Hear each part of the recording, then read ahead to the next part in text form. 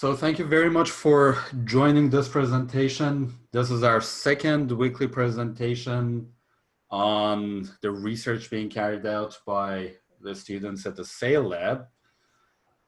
Today we have Cytisus Eurydice, one of the first students in our lab, and she's part of the cyber threat intelligence research project, and as part of that effort, she's been working on developing Ambly. Did I pronounce it right, Cy? You did. Great, I was worried about that. Ambly, the smart darknet spider. Cy, the floor is yours. Thank you. So anybody who can figure out what Ambly stands for gets extra points at the end. So just very quickly, I wanted to give everybody a heads up that I am the kind of presenter you all hate, because I'm going to ask you guys to talk at some point during this. So just be prepared. So very quickly, let's go over an introduction. I am Cy, and I apologize if you hear any background noises because I work in cybersecurity full-time, and I'm not allowed to turn off notifications.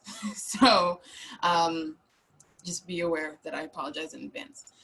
As I mentioned, I work in cybersecurity incident response. I am certified in responses and hunting activities. I'm also certified as a social engineer, which if you have any questions about that, I'm happy to discuss it, but I'm not going to go into that right now. What I am going to talk about today is my lovely spider Ambly. But first we're going to get into what OSINT is, what crawling is, and what different layers of the internet are. And then finally we're going to go over these cool things that my spider has found. So first, OSINT. OSINT stands for Open Source Intelligence. If we break that down, it means it's accessible, original information or data. And you can have accessible information from a variety of sources, anything that's posted or viewed or interacted with by a user, which is accessible publicly.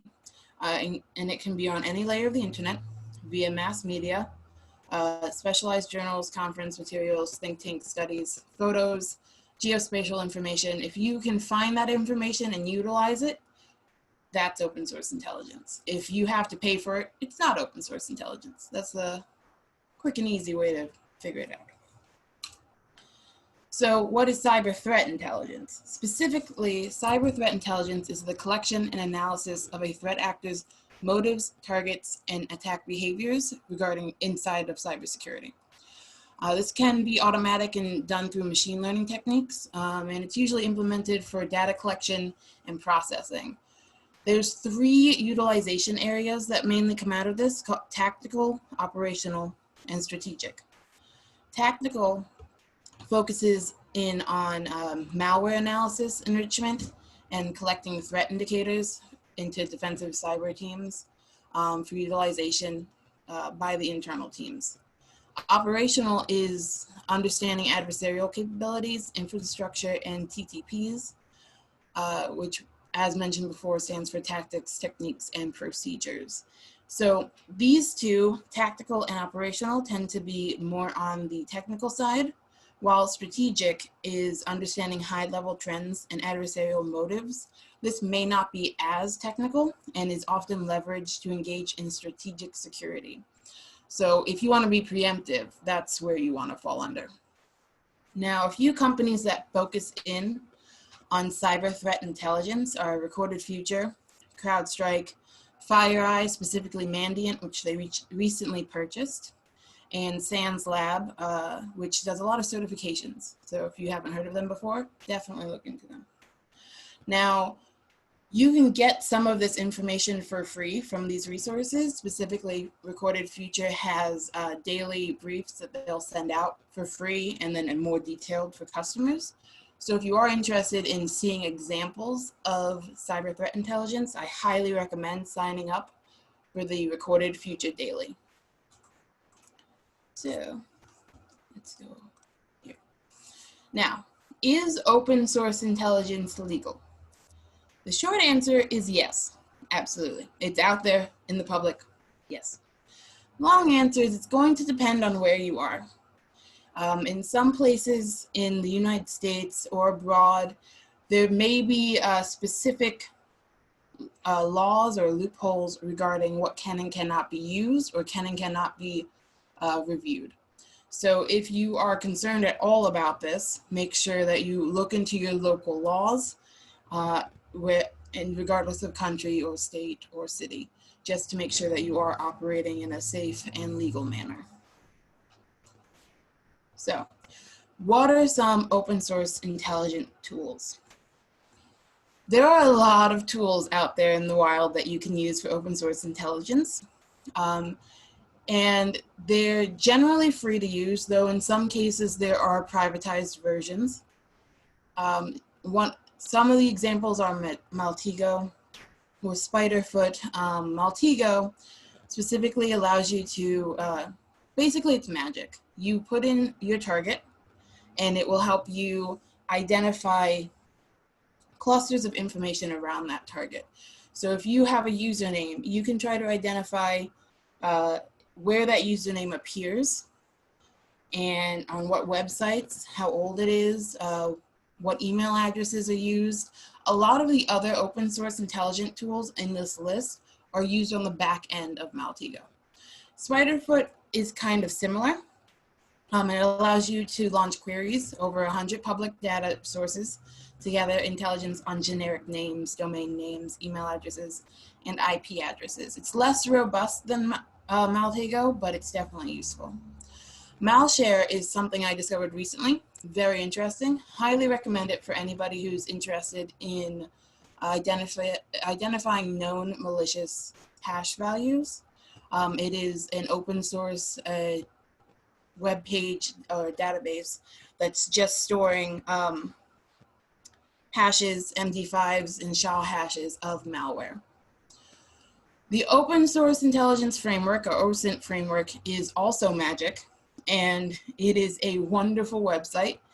If you Google open source framework website, you should be able to find it, or I can provide links for anybody interested. It will let you choose an option and find different querying services for that information or intelligence you're looking for. Check usernames and been verified are similar. They allow you to check for usernames or public internet records. Have I Been Pwned should be everybody's favorite site. It lets you check to see if any of your information has been leaked in recent data breaches. And I think as far back as at least 2015, maybe older. You can also search for other people. So it's definitely something to keep an eye on. I'm not going to go over all of the other ones. Google Dorks, however, I do highly recommend. Google hacking is a magical skill set and it is useful everywhere.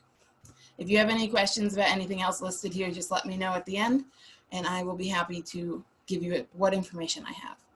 If you at any time have questions, please feel free to just put them in the chat and we can get to them afterwards, or wait and then at the end we can talk about it. So what's a spider? This real cute thing is a spider. Spiders are arachnids. They're not insects. They're found all over the globe. They might or might not be in your house. And they don't really want to deal with you, just like you don't want to deal with them most of the time. That being said, is not the kind of spider we're talking about today.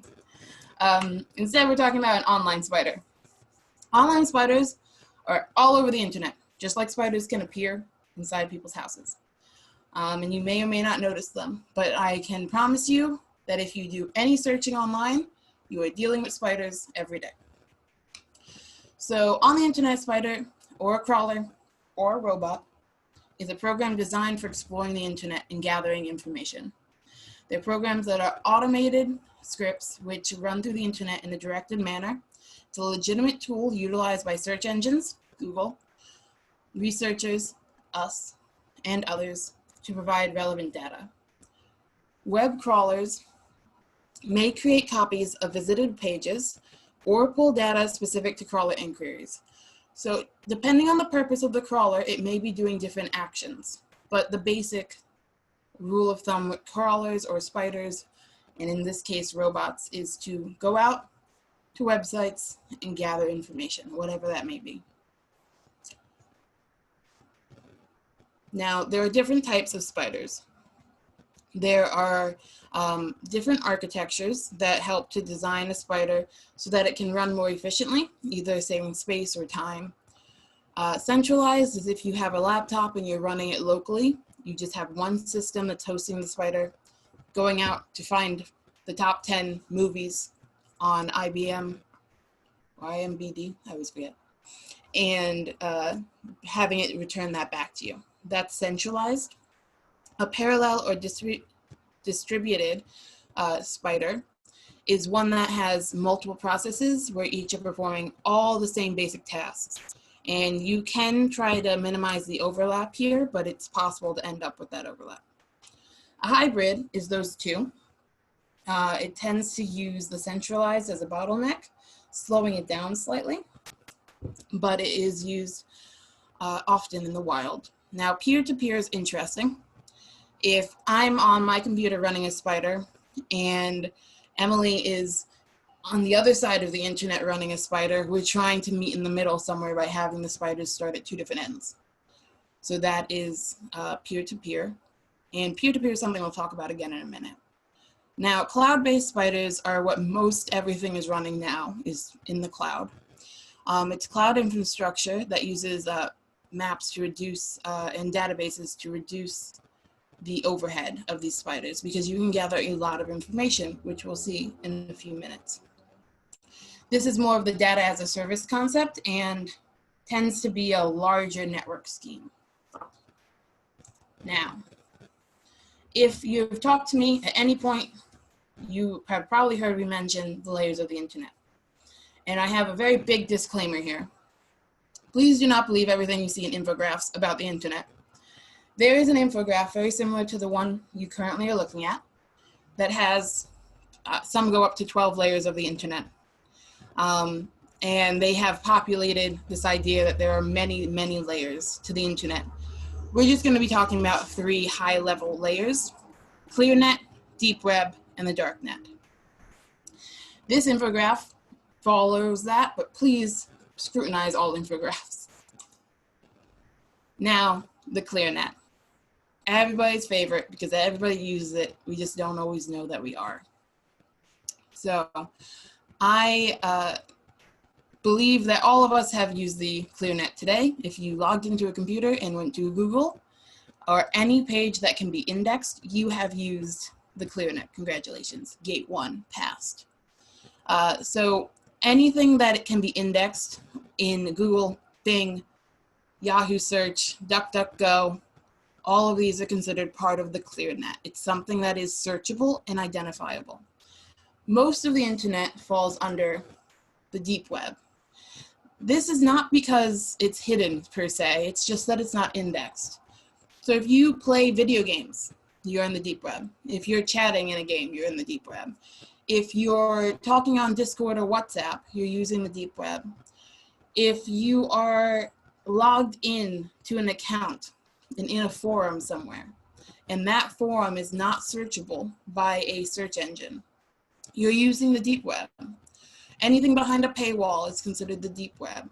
If you cannot find that exact page and information using Google without an account in some cases, it is the deep web.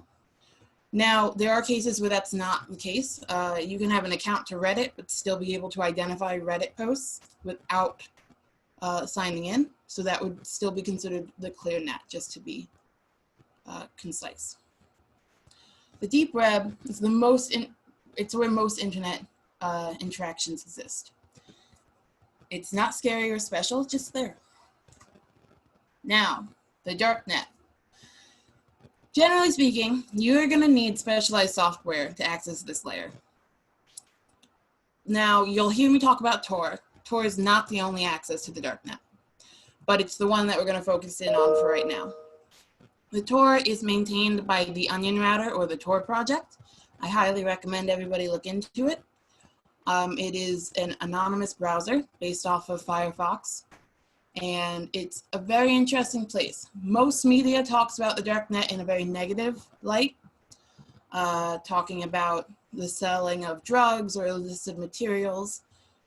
To be clear, pretty much anything you can find on the Darknet, you can find on the Clearnet and the deep web. It's just that the darknet has a very specific kind of name for it that's been created. Does that make the darknet inherently safe? That really depends on where you go, and we'll be talking about that more soon too. Now, the part we're all here for, meeting Ambly. So at a very high level, Ambly's mission is to explore the darknet, specifically Tor, to identify valid websites as pertaining to cyber threat intelligence or not. The reason behind this is that when researchers or government agencies attempt to review the darknet for information leading to for cases or study, a lot of this work is done manually. And that is a huge bottleneck because it can take a very long time to even identify a web page, let alone be able to go to it and scour it by hand or by eye in order to identify relevant information. The darknet, to be very clear, is, in order to access it, like I mentioned, you need specialized software. The URLs, as you'll see in a minute, are not like what we see on the Clearnet or even on the deep web. For Tor, it's .onion, and that's why all the logos have onions in them. And you cannot get to a .onion with a regular web browser. And there are no search engines on the darknet that work to an extent like Google. There are some, they are not that great. You have to be very specific on them. So a lot of darknet websites are shared via URL hubs, which we'll talk about again in a moment, or by going into Reddit forums, joining websites, forums, joining groups or communities that share these links. That can be a very difficult process if you do not already have a way to automatically look at these. Another thing to Ambly high level that we're going to look at is accessing websites hidden behind CAPTCHA blocks, account profiles, anti-robot spider protocols, and perhaps paywalls at some point. Now, exploring new URLs based on a priority set by machine learning model evaluation on the text on a current page will help identify what links to follow. That's another thing we'll talk about in a moment. The goal here is that at the end, Ambly should be able to give a report on exactly what went on a web page and whether or not a web page is something that an analyst wants to look at further. This way, we get rid of that initial bottleneck and tell the analyst, okay, these 5 websites do not matter. These 3, however, are of heightened risk or they have this percentage need for further review. Now, this is the part I warned you guys in the beginning. I'm going to ask anybody, to unmute and talk for a moment. If I were to, well, first, do I have any volunteers who's willing to talk to me for a second? I'll pick on you if you don't tell me. I'm volunteering. I'm going to pick on Vivek because Vivek is not the host.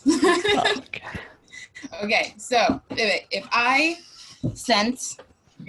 came and picked you up and you were blindfolded and put into a helicopter and taken to any random city on the entire globe, the helicopter ride may not be the safest way to get there, and I dropped you in the middle of a city, how would you figure out where you are and how to get home? Okay, so do I have any equipment with me? Like No, my cell phone? you have nothing nothing. at all. You have the clothes on your back. Okay.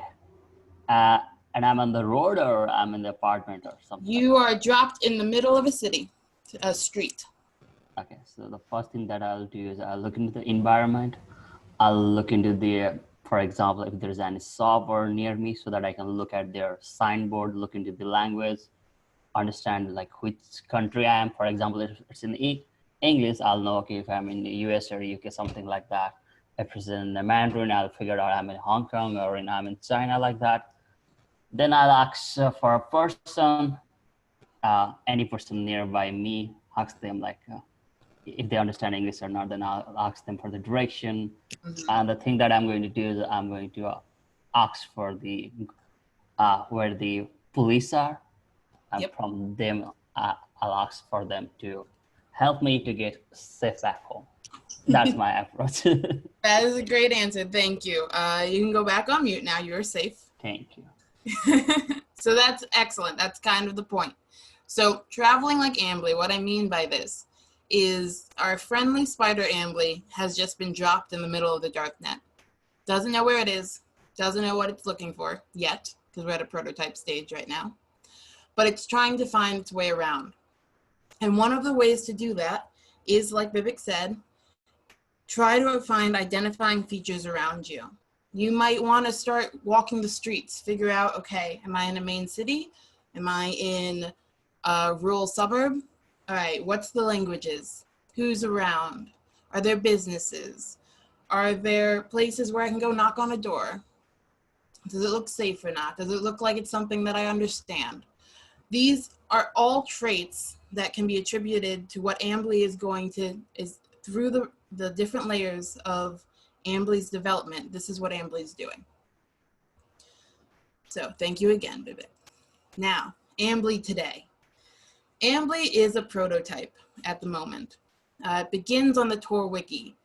Now, there are a lot of Tor wikis for anybody who has ever been on the Darknet. If you look up Tor wiki, you can find probably 100 Clearnet or Darknet websites. Not all of them are viable, meaning they're not always up, or they don't contain links that are currently active. So I found an active and very large hub, which is, in Darknet terms, is a place where there are a lot of links. And this is the current Tor wiki. And so this is where Ambly gets dropped off of the helicopter and into the middle of. Now the spider has two connection points. There is the point for the Darknet, and then there's another point, the general IP address of the system in which it's hosted on, which allows Ambly to reach out to a database, MongoDB, Atlas at this time, and store all of the data from the crawling. The crawling itself, however, is done through the Darknet access point, which is a series of proxies created for HTTP and HTTPS. Now, what Ambly is doing is going to a web page, gathering all of that data. Any URLs that Ambly finds, it takes out and stores in a links data collection. All of the HTML from a web page is also collected and stored in an HTML collection. And then all of the words are pulled out of the HTML and stored in a scraped text collection in MongoDB Atlas. So, oh, and as of right now, it is currently hosted in a DigitalOcean droplet. Here's an example of what I mean when I'm talking about the collections. We have the HTML, links, and text. For the first 12 hours of Ambly's run, we were able to discover 86,546 links linked to on Darknet web pages. This is really interesting because Ambly only went through 1,819 websites. That's the HTML.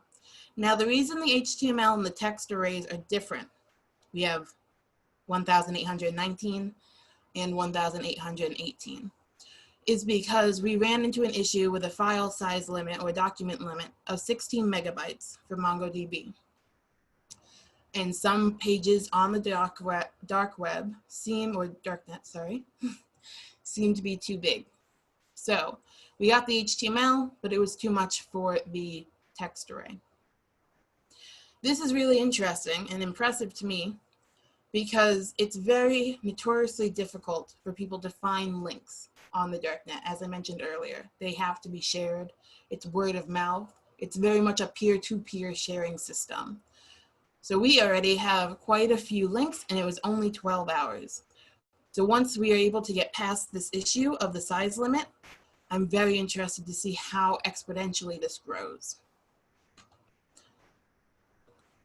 Now, some initial points of interest. I went through some of the crawled websites and I had a few things I wanted to point out that I thought were kind of interesting. The fourth website crawled was called Liberated Books and Papers, and it claimed to be a collection of books not easy to come by. I am interested to see if this may have been may have generated a web page that has too much of a, too much text for the document limit, because it is definitely, if we actually are crawling books, we may run into a few issues. Now, the sixth web page was an error page showing that WordPress is used on the Darknet. I don't know if anybody has ever discussed whether or not WordPress was used on the Darknet, but this verified through the scraped text that it is a WordPress-based system called TorPress that is working on the Darknet, and I thought that was interesting. The 32nd website crawled was called TMG Mirror List. And I have 3 links here because all 3 websites were the same in the scraped text, though different URLs. However, there were more copies of this. The URLs are just very long, so I didn't add them in here. And they all contained PGP keys to join the Majestic Garden, whatever that may be. And the 61st web page crawled is very interesting to me. I actually use this in my work whenever I'm doing Darknet intelligence dives for some cybersecurity incident or review. It is called Relate List, the new era of intelligence. It allows you to look up information on companies and governments, and it's an ongoing project currently being updated. I have found a lot of interesting information, some of which is very old, about quite a few interesting places. I expect, and I keep checking back to see, that this is going to continue to get updated based on the situation that we are in right now, where there are more cyber threats happening towards companies and governments during the time of COVID-19. Here's a little bit of a deeper dive into what's actually being collected. So for Ambly today, the initial points of interest. Like I mentioned, we started on the Tor wiki.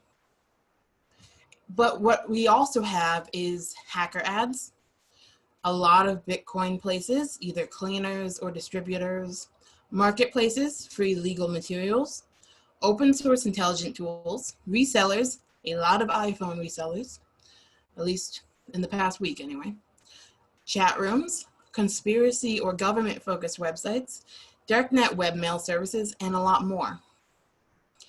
The following slides are going to be very specific examples of the text that Ambly has pulled, but these are what the actual URLs and the HTML looks like in the MongoDB Atlas. So for the URLs, you see the ID number, you see when it's scanned.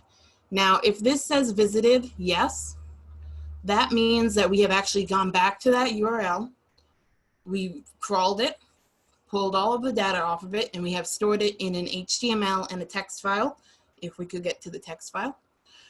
If it says no, that means one of 2 things. One, we were unable to scan it. We got an error code back, and thus it was skipped by the program, so that it was not crawled. Probably a 404 or some other kind. There are a lot of websites on the Darknet that are not valid anymore, which means they're down. They may come back. Websites are not continuous on the Darknet like they usually are on the Clearnet or even the deep web. No may also mean we just haven't gotten to it yet. We found 86,000 websites. We only got to 1,800 of them. So a lot of them say no. Now, this is the time where the website was scanned originally because it says no. This is the time where the website was visited and crawled for data. It was updated when this was turned to yes. As I mentioned before, here's a good example of a .onion link. It's definitely, these are the websites that you can only get to through the Tor browser. If there are other entry points onto the Darknet, like peer-to-peer systems, these .onions would still not work. As for this HTML, you still have the URL, because we want to make sure we know what website it is, the time at which it was crawled, And this binary is actually all of the HTML text for the entire website. It's so large that it's easier to save as a binary and then convert it back to the code. Now, some fun examples. Ambly Today, black and white cards. This is a website that we crawled called Black and White Cards. It's a mysterious group open for members, made up of strong, skilled individuals, and they have quick response times apparently, and they are very customer friendly, so to say, perhaps, I don't know. And they've apparently been around since 2015. This I thought was interesting because it really leads to one of those Darknet rabbit holes of what is this and what's going on. This one is one of the most well-known websites on the Darknet that when I saw we had already run over it at the 51st website, I started laughing. Rent-A-Hacker is a website that has been copied and pasted over multiple Darknet URLs. It's the same person who owns all of them, and they're offering Darknet services. If you read it, it's a very entertaining website. They take Bitcoin. They claim to be very good written and spoken words in English, Spanish, and German. They're offering social engineering skills like vishing and phishing. They claim to be able to do all sorts of website technical skills and zero-day exploits, highly personalized Trojans, bots, DDoS. This website is an example of where we can get a lot of cyber threat intelligence keywords. And this will be used in the next stage of Ambly's updates. Which gets us to Ambly of tomorrow. The next steps for Ambly is to visualize the text data to identify verbal patterns, which I'll be looking at Elasticsearch for, or ELK, I think. And then updating the data collection and storage to remediate the document size issue. This is an ongoing update that should be completed hopefully in the next week.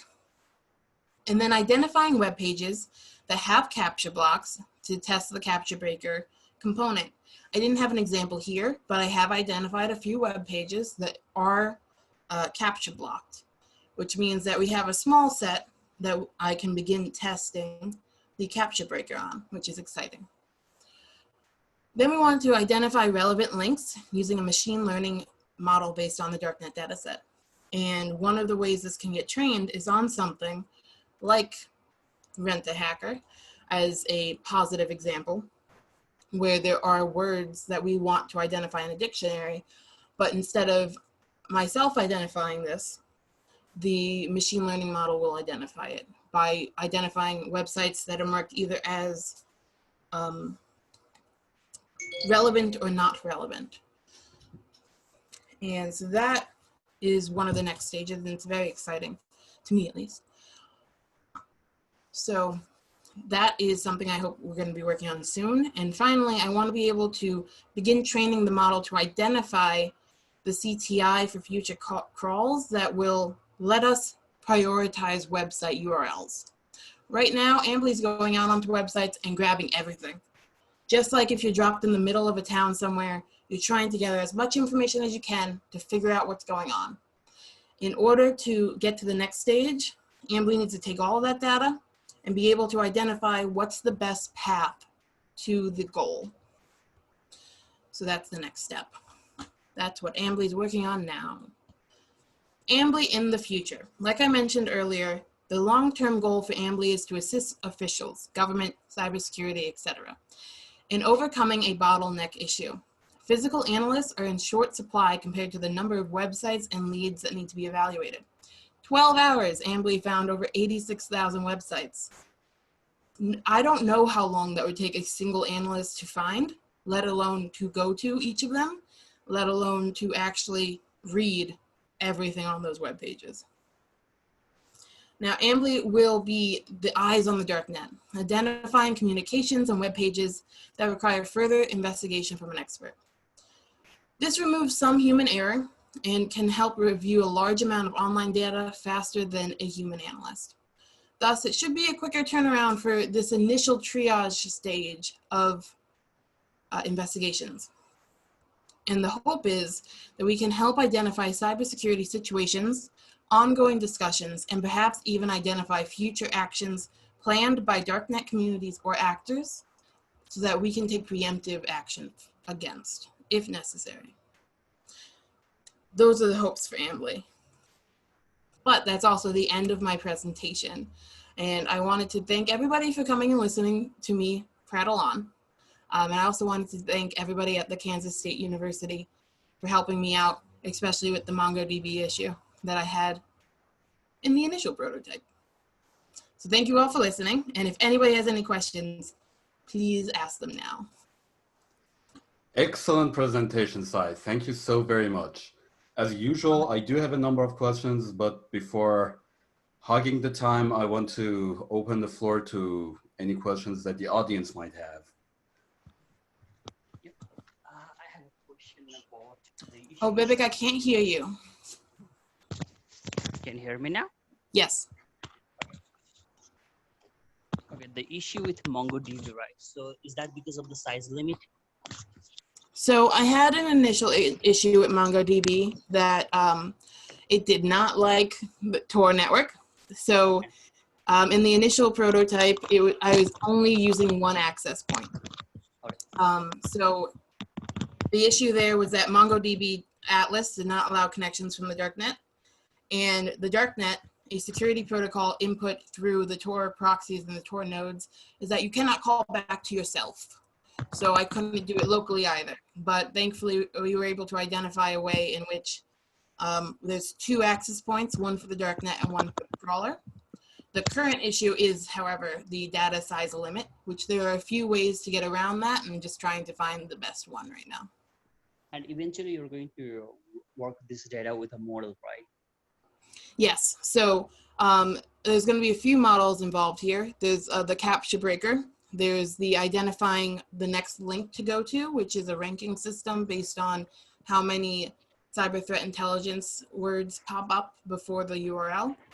And then there's also the actual cyber threat intelligence identification, which takes in all of the crawled data set text that we're finding now and gets the model to identify a dictionary of terms for it to then ID as this is a relevant web page or not.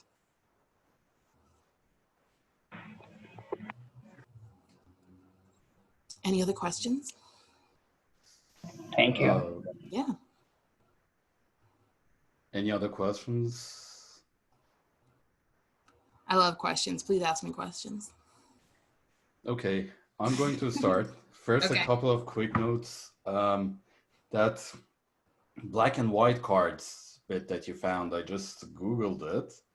It turns out to be one of the better known stolen credit card markets. Dun, dun, dun. Yes, but I'm not entirely sure what the skilled worker bit is referring to. Yeah. Maybe they mean reputable sources of stolen credit card data. The MongoDB problem, I just shared the link on Zoom chat. I'll share the same link on Slack as well. There seems to be a straightforward exception handling solution to it. Excellent. So I really hope that this resolves this part of the problem. Now, I have a technical question and a very non-technical question. Which one do you want me to ask first? Whichever one is the most interesting.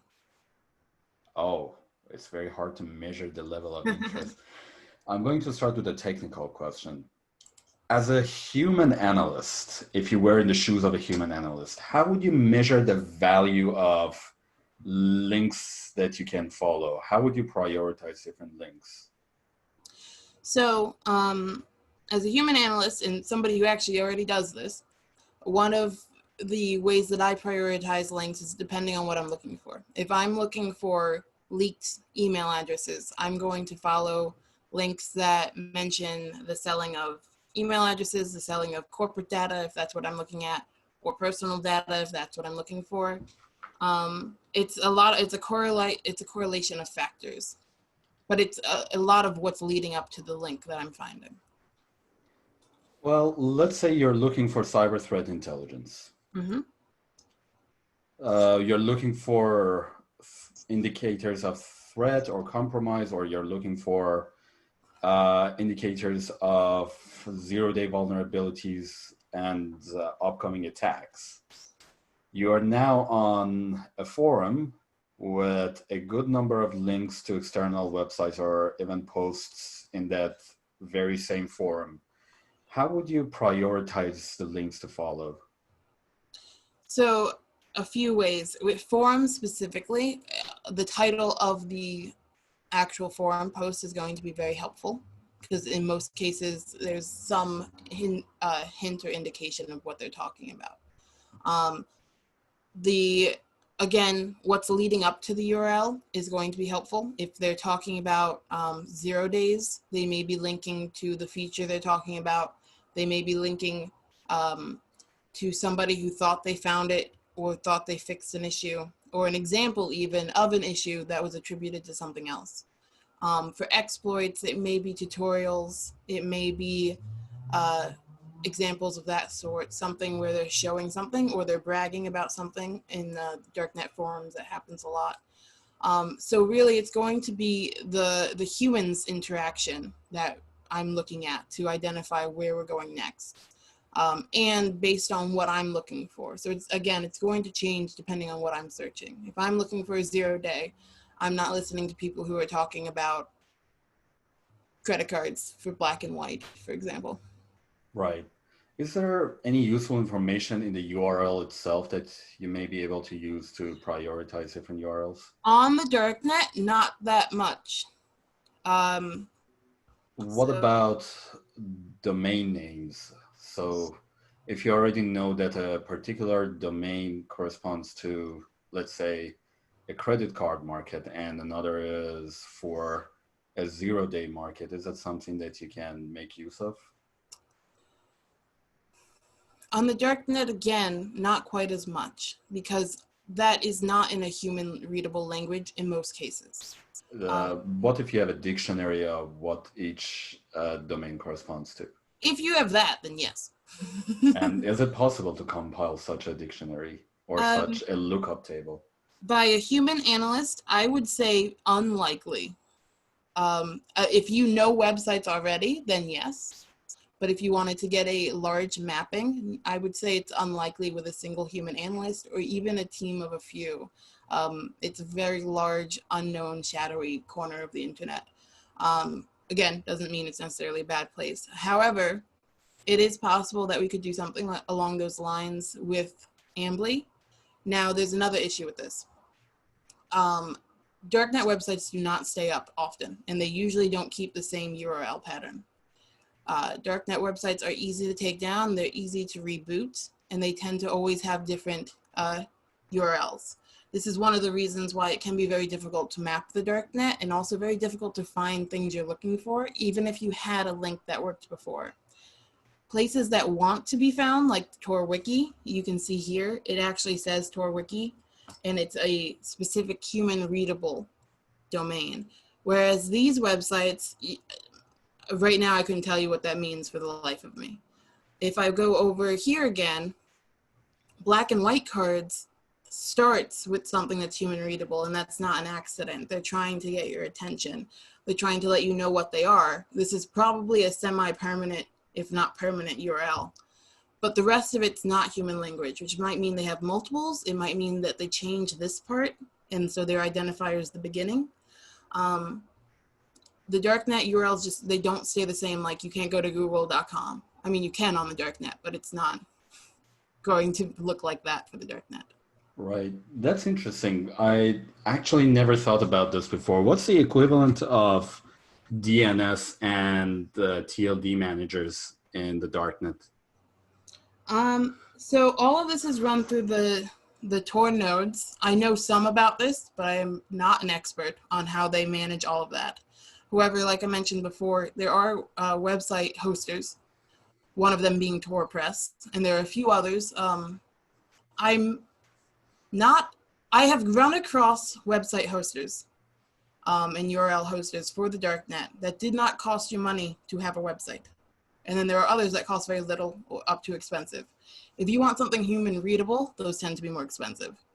But they're easy to, like I mentioned, take down, scrap, and get a new one. So even if you did do the index like you asked before, you most likely, given enough time, may even end up going to that site. It could be viable, but be a completely different website. Interesting. It may be of value for us to look into how domain names are resolved on the Darknet and how they are managed. It may give us some insight on the useful on the type of data we can use to figure out whether a particular URL or a website is relevant or not. And the fact that many of these URLs are temporary is another thing that we should account for while we are crawling the Darknet. This brings me to my other question. How do you plan to deal with duplications?